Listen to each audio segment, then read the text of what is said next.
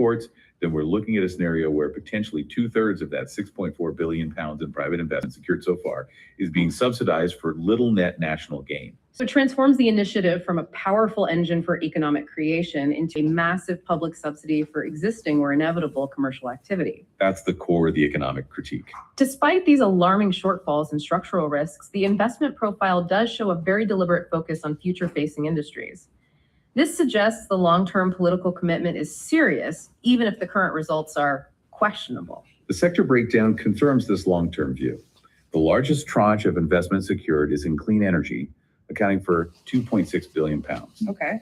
Ports and maritime investment comes in second at 1.56 billion, followed by advanced manufacturing, engineering, and construction at 839 million.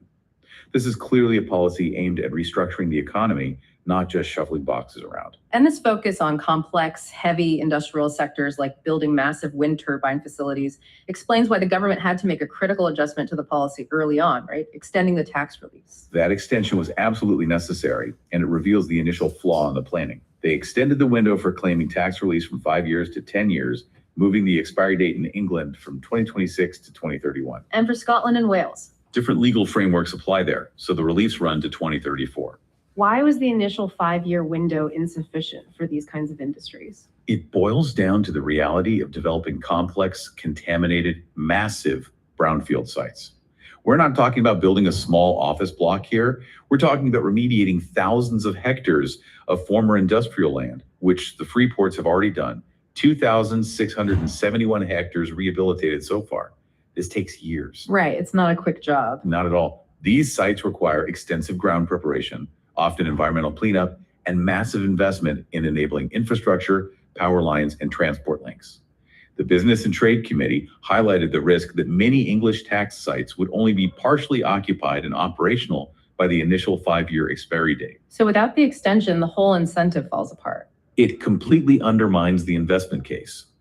Businesses would have finished their multi-year construction and only had a few months to benefit from the tax relief. Extending the relief to 10 years provides the long-term certainty businesses need to undertake these expensive, multi-year complex projects. It underscores the political commitment required for the free ports to achieve their long-term growth mission, especially in high-capital net zero sectors. The long-term economic commitment is clear, but let's shift to what I find arguably more concerning than the economic uncertainty. That's the quiet erosion of local democratic control. These free ports aren't just about tax breaks. They are about fundamentally rewriting the regulatory rules of the local landscape to accelerate development. That shift, the regulatory simplification, is a core feature of the SEZ model. The argument is that the UK planning system is too slow and burdensome, slowing down essential industrial investment. So to address this, the free ports legislation grants significant powers to accelerate development. Let's detail those specific tools. Beyond the 25 million pounds in seed capital for infrastructure, how exactly does the central government force speed on local planning? They employ a two-pronged strategy, empowering local authorities to move faster and streamlining national approval processes. For local acceleration, they leverage the Planning Super Squad. The Planning Super Squad, what's that? It's a team of expert planners deployed to support free port and investment zone projects. This isn't necessarily about overriding local planners, but about augmenting their capability and capacity to process complex industrial applications quickly. It's designed to prevent bottlenecks in local planning departments that might hold up multi-billion pound schemes. So they're throwing specialized resources at the problem, but what about the national policy framework? Well, they're ensuring that the entire national planning apparatus supports the free ports agenda. They've embedded language in the National Planning Policy Framework, the NPPF, that reflects the priority of free ports and investment zones. And what does that do? It effectively signals to local authorities and planning inspectors that rapid approval of these projects is a key national objective. Crucially, they are also reforming the consenting process for major developments known as nationally significant infrastructure projects, or NSIPs. NSIPs are massive projects, power stations, large railways, major port extensions. How do free ports interact with the reformed NSIP process? The government introduced reforms allowing for a fast-track consenting route for NSIPs starting in spring 2024, provided they meet certain quality standards. Many core free port developments, like huge deep-sea container terminals or massive energy generation sites, naturally fall under the NSIP regime. By fast-tracking the NSIP process, the government ensures that planning approval for these enormous projects, which usually take years to navigate, can be significantly shortened, provided they are within or directly supporting a Freeport site. But this acceleration, this streamlining, it comes with a democratic cost. The critics often summarize this whole regulatory framework as simplified planning, equating to no public consultation. That's the real-world consequence for residents. I mean, consider the experience of Sarah, the retiree, whose home bordered a piece of scrubland designated for development. For decades, established environmental and democratic planning standards meant that any proposal for that land required full public consultation, environmental impact assessments, and democratic votes. She had a say, basically. She had the right to object to noise, pollution, or traffic impacts. And what happened when the Freeport's designation hit? Once the area was designated an SEZ with simplified planning, that voice essentially vanished. Sarah watched a massive logistics hub like a concrete monolith being built abruptly. The planning process was fast-tracked. Major decisions were made by the Freeport governing body rather than the full local council, and the established consultation protocols were bypassed entirely. So she felt completely disenfranchised. Completely. She was witnessing the construction of a permanent, enormous structure that changed her quality of life without the basic democratic standards that apply everywhere else in the UK. When planning is fast-tracked and powers are handed over to specialized, commercially focused bodies, local democracy loses its primary lever of control and accountability. The governance structures themselves are supposed to mitigate this lack of transparency. The local partnerships, the Freeport governing bodies, are meant to adhere to the highest standards. They are legally required to do so. Mhm. These bodies include local councils, businesses,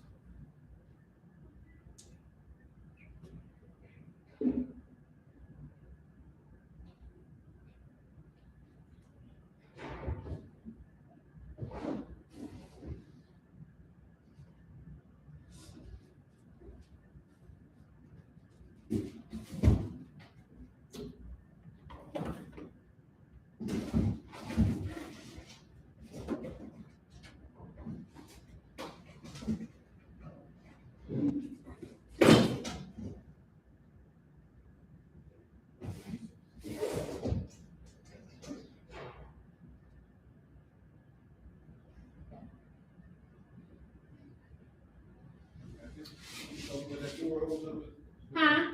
It's on where that door holds up with this. Yeah, I think that's what it is. You can take it though. Oh, but you sure you? Yeah, he could just open the door. Alright. Yeah, I'm gonna go back here.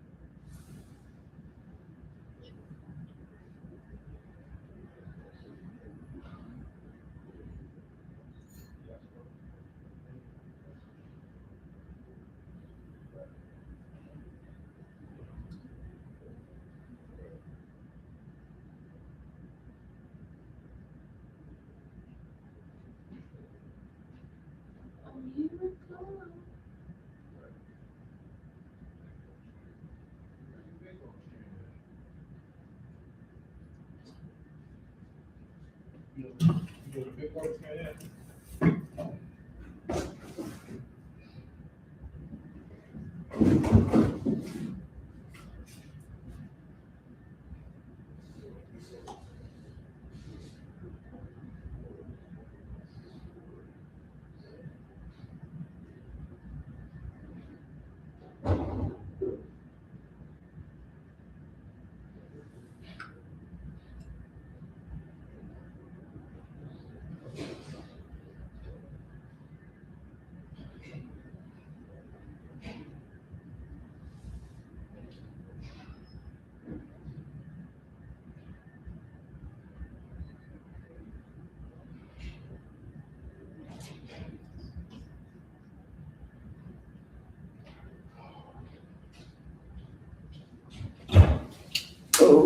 Hey, good. How are you doing? I'm good. How are you? I'm good. Are you killing it with the semester?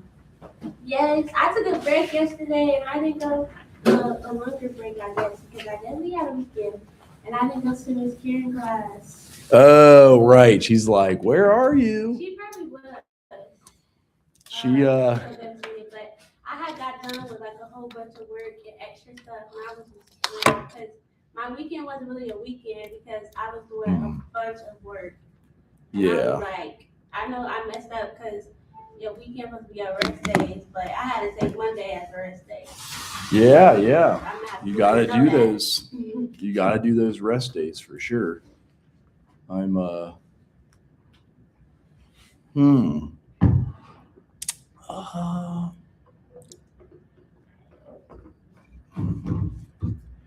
Let's see. I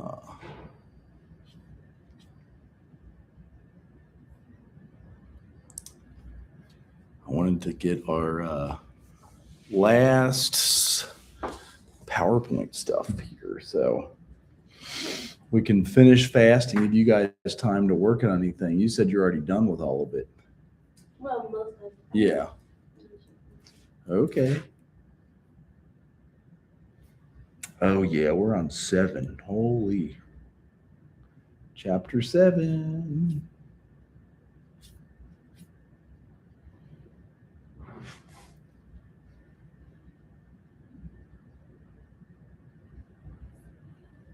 I want to know about this book, actually.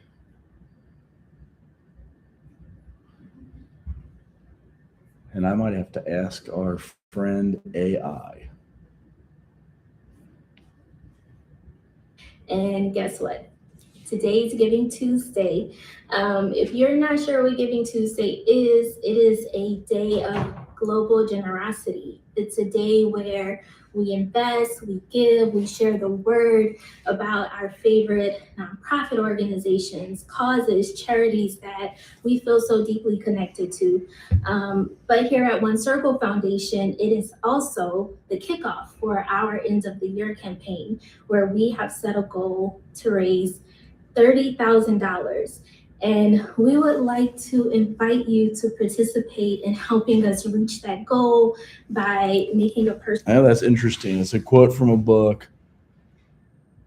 Listening to girls age 7 to 18 in a private school is that girls approach adolescence and move toward conventional womanhood, particularly in a patriarchal society. They're pressured to give up authentic voice, honest feelings, and her knowledge. More specifically, the research observed that younger girls 7 to 10 speak freely, angrily, and directly about what they know and feel in relationships, including criticism of unfairness and hurt. By early adolescence, 12 to 15, many girls begin to silence themselves. They start saying, I don't know, doesn't matter, or they soften, qualify, and censor their real thoughts, especially anger or disagreement. The thing they gave up on the way to culturally approved womanhood is the ability to speak openly and authentically about what they actually think and feel, particularly when it might disrupt relationships or make them appear not nice. Brown and Gilligan described this psychological loss as a crisis of connection to stay in a relationship with others. Parents, teachers, peers, and later romantic partners, girls learn that they must disconnect.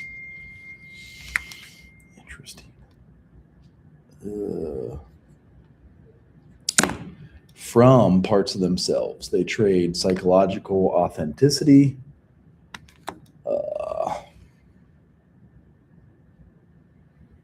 for social acceptance and perfect girl or good woman ideals. A key line that often accompanies the question in the book, roughly, what does a girl give up on the way to womanhood? She gives up her voice. Gives up relationship, real relationship, because they stay in relationship. To stay in relationship, she has to give up what she knows. So in short, widely quoted answer the author gives is a girl gives up her voice.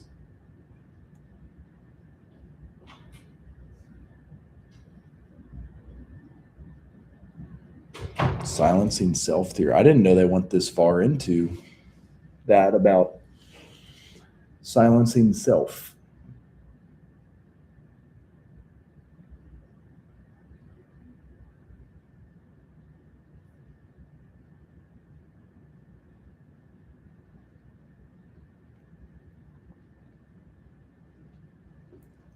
Dr. Trout. Hi. What's up? Not much. How you doing? I'm doing great. You're like stoked to finish up strong. I am set to finish up strong. Any classes concern you? No. Well, my natural disasters class, but it's because my final project, I'm the only one who's done work in my group. What? Yeah, and I don't want to do a whole presentation. Are you the one who wrote College Not Hard, Just Lazy? No, I'm the one who drew Garfield. Garfield? Yeah. I was born the exact day he was created. It's fate that you're my favorite teacher. June 19th, 1978. I love Garfield. You can ask Grok that too. Let's do some Grok on this. Ready? Yes. You got a haircut. Yeah.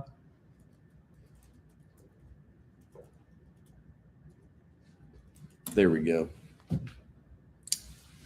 There it is, Juneteenth. I'm Juneteenth.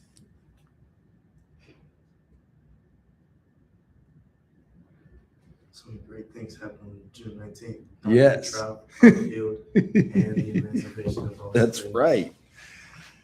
Oh, I can't believe Jim Davis is still alive. Holy crap. Marion, Indiana, so he's not far from us. Grew up on a farm with his parents and 25 cats. That's probably where he got the idea for Garfield. Oh. Suffered an asthma attack as a child, kept indoors and led him to draw.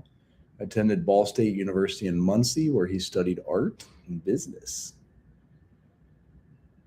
I didn't know that.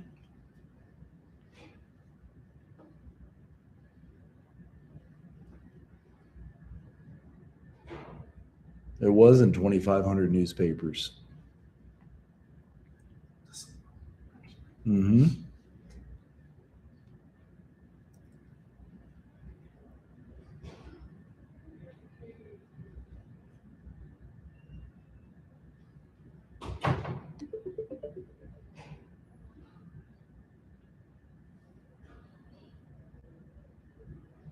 That is crazy. All right. This is the one we stopped at. Sexual behavior, sexual activity. Oh, yeah, we stopped on the oral sex. Both boys and girls report having received oral sex, 40%. And then adolescent rationale. It's not special. You're still a virgin, etc. So that was kind of the deal. We did stop on this one too. As we said, when a twin is gay, the other is gay more than 50% of the time. How about that stat? I know one of you were like, wait, what? Because you have a twin, don't you? So what do you think about the research? I mean, I don't know. I think they show it's genetic and not a choice, is what they're saying. See, but I wouldn't have assumed it to be just genetic. I would assume it to be just like, that's who you're around, so like your environment. It's who you are, or like, No, like you're like if one twin is gay, then the reason why they're saying it's most likely for the other one to be gay because they're always around them okay. rather than saying it's genetic. 'Cause I don't know about that. Right. Yeah, I think, like you said, that sounds good too. The most important is like they try to do conversion therapy, like in Indiana. Have you heard of that before? It's where they try to convert you not to be gay. I've heard of like, the pre-gay week camps. Right. Yeah. And I don't think that actually works because it's not like, you choose then not to be gay. That's kind of the whole point there. Which gets into also bullying and cyberbullying. 80% of adolescent boys and girls report being sexually harassed by their peers. Damn, that's a lot. So 4 out of 5? Does that sound right? Is it like in a joking way or like? It can be in a joking way, but a lot of times it also is like in a non-joking way. He's just weird. Damn. So these girls are everybody weird. That's a lot. That's like 4 out of 5 people. And then cyberbullying. Over half the adolescents have been bullied online. Over 25% have been bullied repeatedly through cell phones or on the internet. Half of young people do not tell their parents about their experience. The most common form of cyberbullying occurs through instant messaging, with most victims in middle school. Did you guys ever notice that or hear about that? Is it chat or iChat or Messenger, or what do people use to bully, do you think? Especially with social media now, you can easily do it over the screen. Because it's everywhere. Like, do they make a fake account and do it then? Okay. And then, so substance use. So risky behaviors, substance use and abuse. There's greater violence. So schools, dating relationships at home, after school programs are actually associated with improved school performance. And also, if you work 15 to 20 hours a week, believe it or not, it improves what your self-esteem, your social satisfaction, and working students' grade point averages are higher than those of non-working peers. Have you ever heard that? I heard it when I started college, so I started working 20 hours a week. It does say more than 20 hours a week has a negative effect. It's Good. like, it's productive. You get, yeah, you have to be like efficient and productive and get your shit done. When I'm not working, you like sit around the house in your underwear and don't do your assignments. And I didn't have too long to do that. Like when you live off student loans, sometimes you could do that. But I realized if I got a job, I still could take out a student loan and just work and do school. So, all right, adolescent pregnancy. This is one I was talking about before. So every year, the U.S. has one of the highest teen birth rates of all developed countries.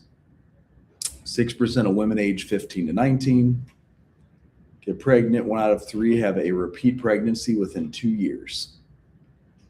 And then the historical trend, U.S. pregnancy rate has been declining continuously over the past 20 years. Birth rates are higher among Hispanic and Black adolescents compared to white adolescents, and one risk factor is poverty. So if I put that one in Grok, is it going to continue the Garfield thread?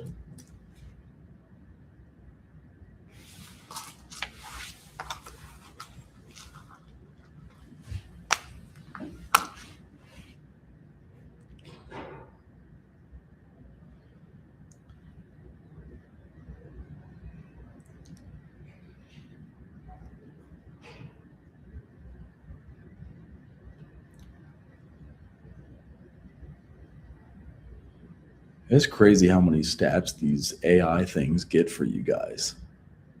That's unbelievable.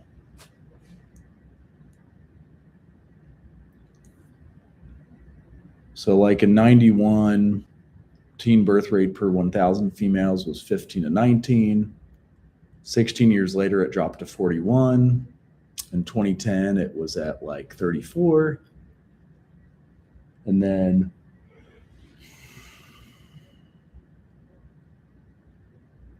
%16.9%, and 22 and 23 it was like 13.6 and 13.1.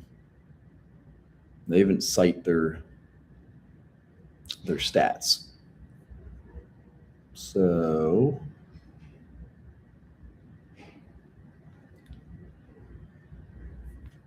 make sure we're finishing strong. We only have 3 slides for the whole entire end of the class. And then you get open forum. You guys get to question, get time for your paper if you haven't done it already. No, I finished one. I just turned it in at really late. Did you really? Yeah, I did. Damn. When did I make it due? You did the first half or I did both halves, the final? Okay. but the final was due on the 5th of December. I ain't even gonna lie, like I was all the way in like, where was I? So is that how I messed up?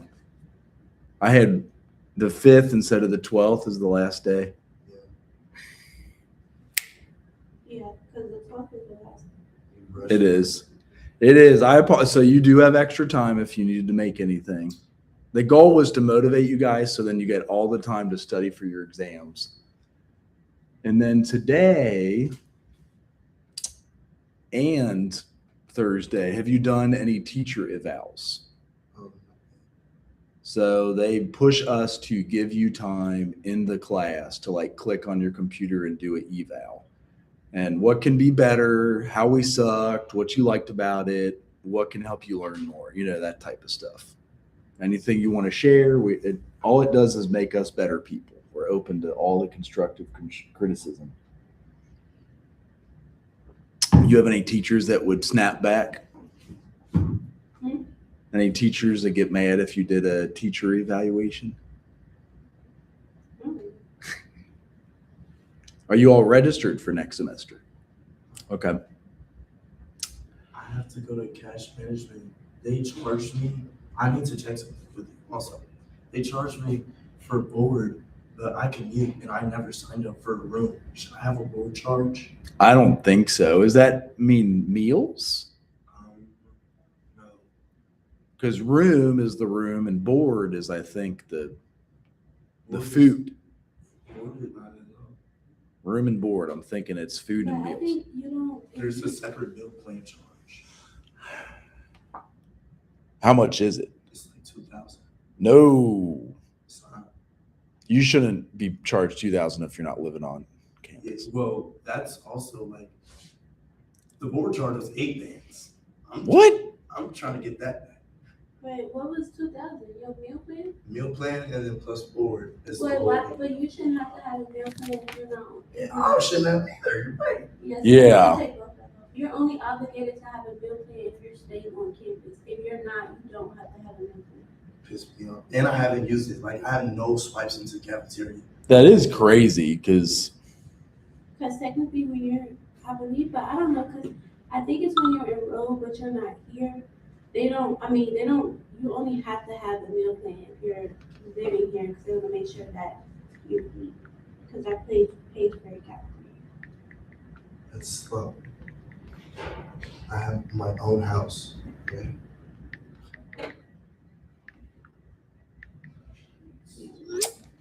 all right, so adolescent pregnancy, some of the consequences if you're like a teenage birth, short-term low birth weight, also infant mortality.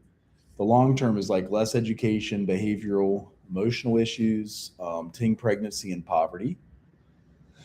For the mother, short-term is like birth complications and even mortality, like they could die given birth.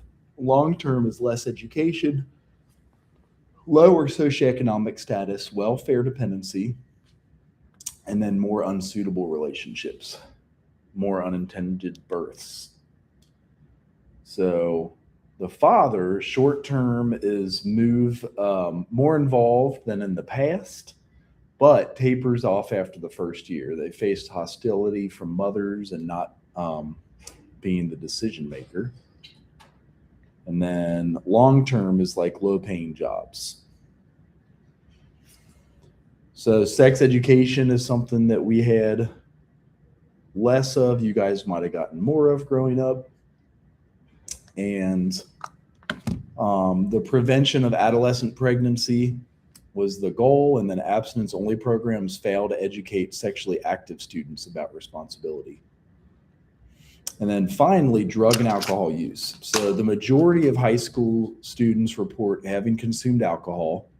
That's 64%. Drinking is decreasing 17% for 12th graders. Binge drinking is decreasing. Hopefully with like the education policies. 3 factors that differentiated problem drinkers from other adolescents is called the Jesser problem theory. Personal qualities, social environment, and other patterns of behavior. And then there's effective intervention programs nowadays. DARE does not have a sustained effect. Did you guys ever have DARE? Yes. It says effective prevention would be strengthening protective factors while reducing risk factors that increase vulnerability to drug use. What did you think about DARE? It was very useful at the time, but looking back at it, it's like it was false information or information that has turned out to be proven incorrect. Like the gateway drug thing. Yes. Yeah. A lot of quote gateway drugs, like cigarettes and marijuana. Yeah, Gateway drugs. right. I could see that. So DARE was the most widely implemented school-based program, but meta-analysis showed it wasn't good, no significant effect. Effective preventions are like strengthening protective factors while reducing risk factors, like having risk and protective factor framework rather than scare tactics. These programs have strong lasting, like early aggressive antisocial behavior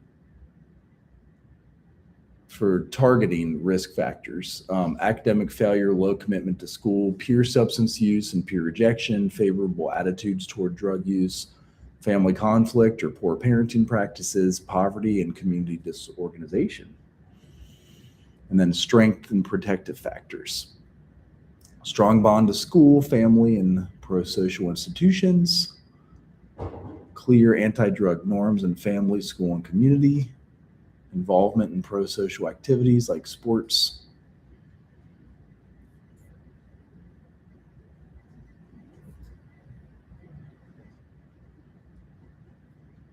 So we finished our PowerPoint. You guys are ready for HBSE 2. Are you taking it? I was gonna sign up for it, but it happens during the middle of not during the middle. It happens if I did, I wouldn't be able to work at my daycare. Okay. Yeah. So you might take it summer or something. Okay. Well, I'm supposed to give you guys time to work on your evals